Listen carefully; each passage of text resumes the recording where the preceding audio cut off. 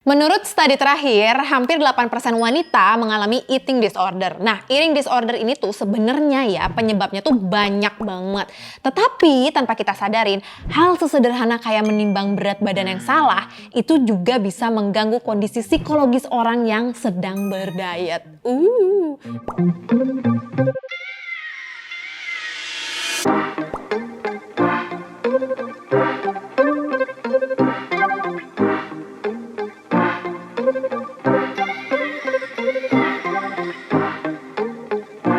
Jadi banyak banget orang yang sedang diet, khususnya para wanita ya kan, sering galau, marah-marah, stres, depresi, dan juga punya bad relationship sama timbangan. Padahal bad relationship mereka dengan timbangan ini sebenarnya didasari oleh kekurangpahaman mereka tentang hubungan antara timbangan dengan proses penurunan berat badan. Jadi stres mereka itu mostly adalah stres yang sewajarnya tuh tidak distreskan. Itu kenapa dalam video ini aku kasih cara menimbang yang akan meringankan stres kamu ketika diet.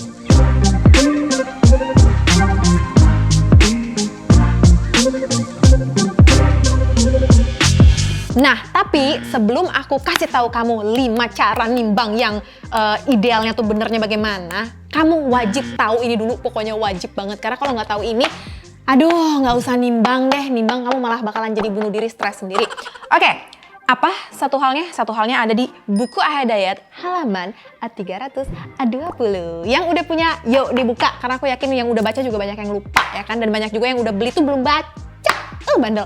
Nah, jadi ya intinya adalah manusia yang sedang diet menurunkan berat badan, grafik penurunan berat badannya sangat tidak mungkin linear. Jadi kalau kamu lihat di halaman yang kanan ini yang grafik tidak realistis, sengaja aku kasih judul grafik tidak realistis. Karena memang manusia turun berat badannya nggak akan pernah linear kayak begini. Mostly lebih ke yang gambar di kiri. Kenapa? Karena di dalam tubuh kita itu ada sistem pertahanan yang namanya adaptive thermogenesis. Yang intinya badan kita tuh beradaptasi gitu loh. Jadi kalau kita makannya semakin sedikit, otomatis metabolisme kita juga akan ikutan turun. Karena kan panik, waduh kita sekarat kurang makan, turunin yuk metabolismenya. Kalau kita makannya semakin banyak, metabolisme juga ntar akan mengikuti. Kalau misalkan nggak kuat ngikutinnya, barulah nambah berat badan. Jadi badan kita tuh pinter gitu, meng-adjust dengan pola hidup kita. Jadi kalau kita udah diet, awalnya tuh pasti berat badan turunnya cepat, pasti. Tapi karena badan pinter udah ketebak nih. Si Yulia mah makannya cuma 500 kalori. Ya udah survival mode bla bla bla. Intinya dia akan mulai stuck dan naik turun. Oke, dipersingkat aja to the point. Jadi ya gini nih, kalau kamu mau melihat hasil atau progres diet kamu, lihat dalam tren jangka panjang. Kayak kamu ngeliat saham gimana sih? Sama juga kayak diet. Ketika dari bulan 1 ke bulan 2 itu nggak yang lurus, tapi kayak turun. Kok naik lagi, gila sih di akhir bulan pertama. Tapi di awal bulan kedua, turun lagi. Dia naik lagi. Turun lagi. Naik lagi. Aduh gimana sih, pusing. Tapi lihat overall trennya dari ujung awal bulan 1 sampai bulan 4, dia overall trennya itu turun gitu. Dan itu berarti artinya diet kamu itu sebenarnya sukses dan sangat-sangat normal. Udah, di situ aja penjelasan grafiknya. Kalau masih belum ngerti, baca buku aja. Oke guys, semangat! Pastikan sebelum menimbang, kamu itu tahu siklus menstruasi diri kamu sendiri. Jadi pas nimbang, pastiin adalah di momen masa subur. Jadi bukan beberapa hari sebelum mens, atau saat mens, atau beberapa hari sesudah mens. No. Kenapa? Karena sekitar seminggu sebelum terjadinya menstruasi, hormon progesteron wanita melonjak tinggi. Dan lonjakan progesteron ini mengaktifasi hormon aldosteron. Nah, hormon aldosteron ini nih yang memancing ginjal menahan air dan garam di dalam tubuh kita menjadi lebih banyak. Timbunan air di dalam tubuh karena hormon tadi itu memang sifatnya sementara sih. Tapi kebayang gak sih kalau sedikit di sini, sedikit di sini, sedikit di sini, sedikit di sini, pasti total tuh jadi kayak 1-2 liter air timbunan sementara. Itu kan udah setara kayak 1-2 kilo timbangan kita naik tiba-tiba. Dan pada momen ini juga ternyata ya kandungan atau kadar magnesium di dalam tubuh wanita itu menurun cukup drastis guys. Bikin kita suka tiba-tiba ngidam yang manis-manis kayak nggak waras gitu ngidamnya. Pengen yang kayak nggak rasional dan nggak bisa direm gitu. Rasa ngidamnya tuh kayak bener-bener crazy banget. Nah sedangkan ya 1 gram karbohidrat itu mengikat 4 gram air. Jadi kalau kamu nggak bisa kontrol ngidam kamu dan kamu hajar karbohidrat melebihi kebutuhan kamu, automatically timbunan air jadi lebih banyak lagi. Pertanyaannya adalah, Gimana kalau orangnya lagi pakai kontrasepsi alias KB? Waduh, nimbangnya gimana tuh? nah, jadi sebenarnya kalau misalkan kontrasepsi kamu yang non hormonal kayak IUD yang tembaga, itu sebenarnya aman-aman aja. Tapi kalau yang pakai pil KB, saran aku pribadi, misalkan kamu lagi pakai pil KB atau kamu pakai IUD yang ada hormonalnya, untuk 2 bulan sampai 4 bulan pertama jangan terlalu percaya timbangan dulu, karena biasanya di awal-awal bulan badan kita tuh masih adjusting sama perubahan hormon itu kan. Setelah 3 bulan, gimana dong? Setelah 3 bulan kalau kamu pakai pil KB, coba timbangnya tuh pas di tengah-tengah pilnya, karena kan meskipun ada beberapa orang yang pakai berbagai jenis pil yang nggak ada mensnya, jadi kita tuh nggak punya menstruasi kan kalau pakai pil, tetap aja ada fluktuasi hormonnya gitu. Pastikan 2 hari atau minimumnya 1 hari sebelum kamu menimbang, kamu tidak mengkonsumsi makanan yang terlalu tinggi sodium. Jadi kalau misalkan kamu menimbang hari Senin ya, Sabtu sama Minggunya sebisa mungkin itu jangan setelah kamu habis makan sashimi, kimchi, apa-apa yang bener-bener asinnya tinggi. Kalau kamu udah keceplosan, Ih, aku kemarin habis makan sushi. ya udah jangan nimbang dulu, ditunda dulu sekitar 2 hari ke depannya. Karena sodium alias natrium alias bahasa yang kita kenal lebih sederhananya adalah garam, itu sifatnya mengikat air. Jadi kalau kita konsumsinya di atas batas jumlah yang wajar, karena kan anjuran maksimalnya itu adalah sekitar kurang lebih 2000 sampai 2300 mg atau setara dengan 1 sendok teh garam gitu ya. Kalau kita keceplosan berlebihan nih, automatically timbunan airnya akan drastically berubah. Meskipun balik lagi timbunan airnya itu sementara. Tapi yang kita nggak sadar, sodium itu bukan dari garam dapur doang, bukan dari yang asin-asin doang. Tapi di makanan sehari-hari kita yang kita anggap hambar, sebenarnya juga banyak yang mengandung lumayan tinggi sodium. Ada yang rendah, ada yang tinggi tergantung jenis makanannya. Tapi di makanan sehari-hari itu mostly ada. Kayak contohnya di ayam, di udang, di whey protein isolate sekalipun itu ada sodiumnya. Jadi ketika mentotal sodium harian, jangan cuman dari garam doang, tapi overall yang kalian konsumsi secara estimasi. Berarti kalau aku habis makan yang banyak garam, aku nggak usah minum aja seharian, kayak minumnya dikit aja biar badannya nggak nimbun air. Jadi timbangan aku nggak naik. Jadi ketika kita tidak minum air yang cukup plus kita makan banyak garam, badan kita bisa tetap nimbun air dari manapun karena makanan pun mengandung air. Nasi putih guys, itu dari beras jadi ngembang, itu kamu pikir kenapa magic? Enggak, karena dia menyerap air.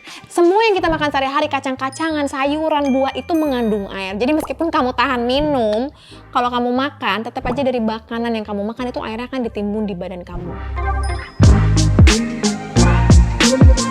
Ini adalah simple banget. Jadi pastikan ya 2-1 hari sebelum kamu menimbang, kamu tidak dalam kondisi stres.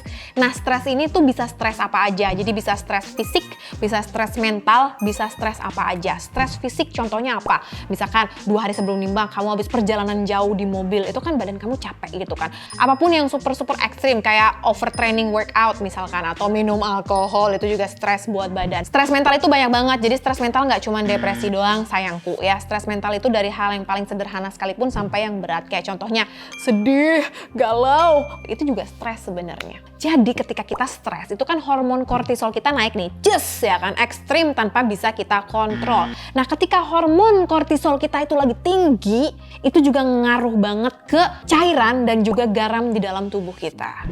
Jadi sederhananya kayak gini guys, ketika hormon stres kita naik alias hormon kortisol kita itu lagi tinggi, hormon kortisol ini tuh kayak memancing hormon antidiuretik kita untuk juga aktif. Hormon antidiuretik alias ADH. Nah hormon ADH ini itu tugasnya memerintah si ginjal untuk enggak ngeluarin cairan tubuh yang seharusnya dikeluarkan. Kondisi hormon ADH ini menahan air juga terjadi di saat kita dehidrasi gitu guys. Karena technically dehidrasi juga kondisi stres fisik.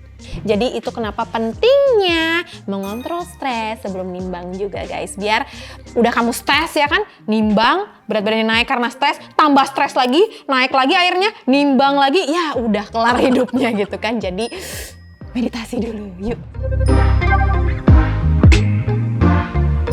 Menimbanglah pagi hari sebisa mungkin saat perut kita kosong alias udah pup, ya kan, udah pipis, dan kalau bisa sih belum minum belum makan juga, karena balik lagi ya kan 1 liter air itu 1 kilo, kalau kamu minum dulu baru menimbang nanti panik lagi. Dan sebisa mungkin pup dulu juga, karena pup meskipun ya teksturnya soft, tapi kalau ditimbang itu berat juga sih guys. Terus nggak dalam kondisi kamu lagi kembung, ini juga penting, karena kembung itu gas. Dan juga paling penting adalah minim baju. Kalau kamu mau nude alias nggak pakai baju di rumah itu lebih bagus, tapi kalau di tempat umum pakai baju yang tipis-tipis. Plus juga kalau bisa ingat hair extension ya. Jadi sebelum hair extension, misalkan kamu nimbang, terus kamu pakai hair extension, ditimbang dulu hair extensionnya berapa, biar kamu nggak shock. Kalau tiba-tiba tadi pagi aku berat badannya segini, sekarang nambah 600, ini apa? Mungkin aku ketempelan jin gitu kan. Tapi itu hair extension guys. Jadi itu juga perlu dipertimbangkan untuk wanita.